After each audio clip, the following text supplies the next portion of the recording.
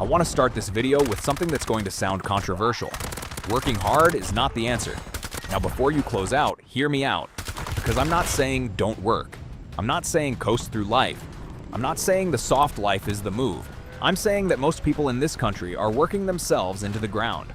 Genuinely grinding, genuinely sacrificing, genuinely putting in the hours, and ending up in the exact same financial position they started in.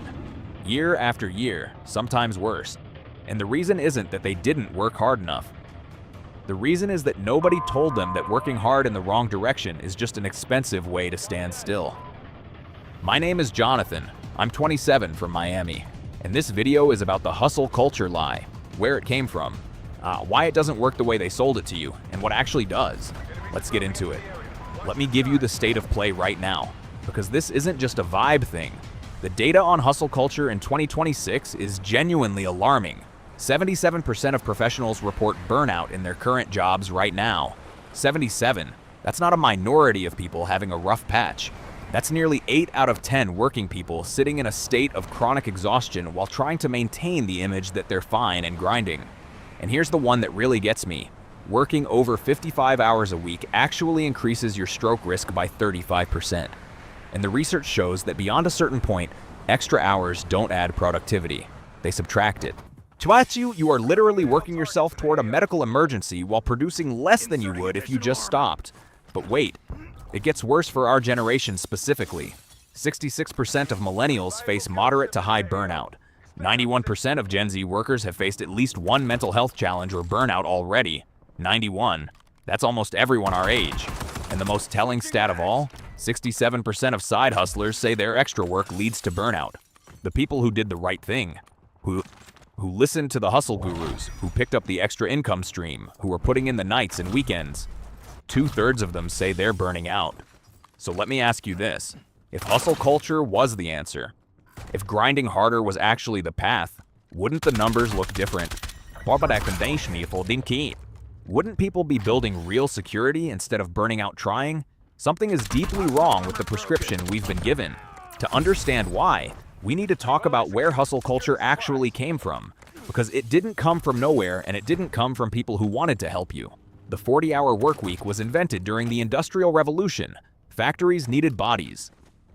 Consistent, predictable, replaceable bodies, and the entire economic system that grew up around it, the salary, the pension, the loyalty to one company for 30 years, was designed around one simple concept. Your time is the product. You sell your hours. They pay you a rate for those hours. The more hours you sell, the more you make. Simple math. Hustle culture didn't challenge that model. It just told you to sell more hours. Wake up at 4 a.m., work until midnight, grind on the weekends. The entire message is, give more of your time. And for a while, in a certain kind of economy, that worked. If you could work 60 hours where everyone else worked 40, you got ahead. The extra hours translated to extra output, extra visibility, extra promotion.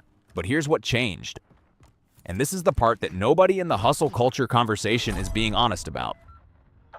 We moved from an industrial economy to a knowledge economy.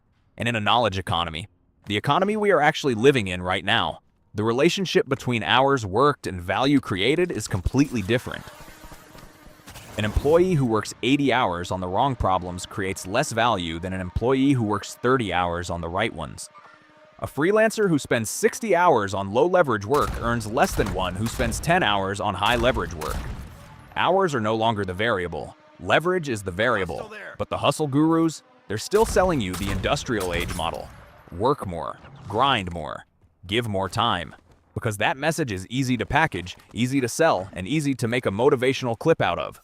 And the people buying it, they're working harder than any generation before them, and have less to show for it than any generation before them. That's not a coincidence. Now, let me tell you where I personally ran headfirst into this wall, because this is the part of my story I haven't talked about on this channel yet. And I think it's important. A few years ago, I was running my HVAC marketing agency. For those who caught the last couple videos, you know a little about this. For those who are new, I built a marketing business helping HVAC companies, heating and air conditioning businesses, get more clients through digital advertising. Unglamorous, unsexy, but real money, real clients, real operations. And for a while, I was proud of it. I should have been. I built it from nothing. Miami kid, no connections, no money behind me, figured it out through trial and error. But here's the thing, nobody tells you about running a service business. The hustle never stops, because the business is you. Every new client means more of your time. Every growth milestone means more management, more calls, more problems to solve. Mind the ceiling on what you can build is your own calendar. I remember sitting down one Saturday, genuinely trying to plan out how to scale, and realizing that the math didn't work. If I wanted to double revenue, I essentially had to double my hours or hire people and manage them, which is its own full-time job. I was trapped in what I now call the expertise hamster wheel. I had real knowledge, real skills, real results for clients, but the only way I knew how to monetize it was to show up and do the work. Over and over. Every single month. I was making decent money. From the outside, it looked like I had figured something out, but I was exhausted. I had no leverage. If I got sick for 2 weeks, the business slowed down. If I wanted to take a real vacation, I was answering emails from the pool. I had built a job. So a good job, but a job. And the only difference between me and the person working for someone else was that my boss was my clients instead of a company. That realization hit me harder than I expected, because I had done everything the hustle culture playbook told me to do. I had bet on myself, I had grinded, I had built something, and I was still fundamentally trading my time for money, just at a higher hourly rate. That's when I started asking a completely different question. Not how do I work harder, but how do I build something that doesn't require me to personally show up for it to keep working? And that question changed everything. Let me introduce you to a concept that Naval Ravikant, one of the sharpest thinkers on wealth I've ever come across, has been talking about for years. And I want to give you the real version, not the Twitter soundbite version. The concept is leverage. Naval defines leverage as the ability to have your inputs create outputs that are disproportionate to the time you personally spent. In plain English, you do the work once and it keeps paying you, without you doing it again. There are 4 types of leverage Naval talks about. Labor, other people working for you. Capital, money working for you. Code, software working for you. And media, content working for you. Now here's what's important to understand. The first 2, labor and capital, have been around forever. They're how the old model of wealth building worked. You either managed people or you deployed money. And those paths are still real, but they require significant upfront resources. You need money to deploy capital. You need management infrastructure to deploy labor. But code and media are what Naval calls permissionless leverage. You don't need anyone's approval. You don't need significant startup capital. You don't need to hire a team. You need a skill, a device, and the willingness to put something into the world. A YouTube video is leverage. You make it once. It works while you sleep, while you're at the beach, while you're in traffic on I-95. Every view is a minute of someone's attention that doesn't require a minute of yours. A digital product is leverage. You build the course, the guide, the system once. It sells at 3 a.m. on a Tuesday without you doing anything. A newsletter is leverage. You write it once. It goes to every subscriber simultaneously, whether that's 10 people or 10,000 people. Naval says something that I think about constantly. Renting out your time means you're essentially replaceable. And he's right. If the only way you make money is by showing up, if the money stops when you stop, you are by definition replaceable, because there's always someone who will show up for less. The way out of that is leverage. And the most accessible form of leverage in 2025, for someone starting with nothing but a laptop and a skill, is media, content, building an audience around something you actually know. That's not a theoretical idea for me. But that's what I actually did after I figured out the agency model had a ceiling. Here's the thing about hustle culture that nobody says out loud. And I want to say it because I think it's the most important point in this whole video. Hustle culture is not designed to make you wealthy. It's designed to make you productive enough to be worth keeping. Think about that for a second. When your boss tells you to hustle, who benefits? When the motivational content on your feed tells you to grind harder, who's watching your engagement? When the culture rewards the person who brags about sleeping 4 hours and working 20, who does that serve? Hustle culture keeps you busy, and busy people don't ask dangerous questions. They don't sit down on a Saturday and calculate whether the structure of their work life actually has a ceiling. They don't have time to figure out if there's a different model. They're too tired. And look, I want to be fair here. Gary Vee, the patron saint of hustle culture, has actually said some things that are genuinely true and useful. He talks about playing long-term games. He talks about doing things you genuinely love so the work doesn't feel like work. He talks about self-awareness. That stuff is real.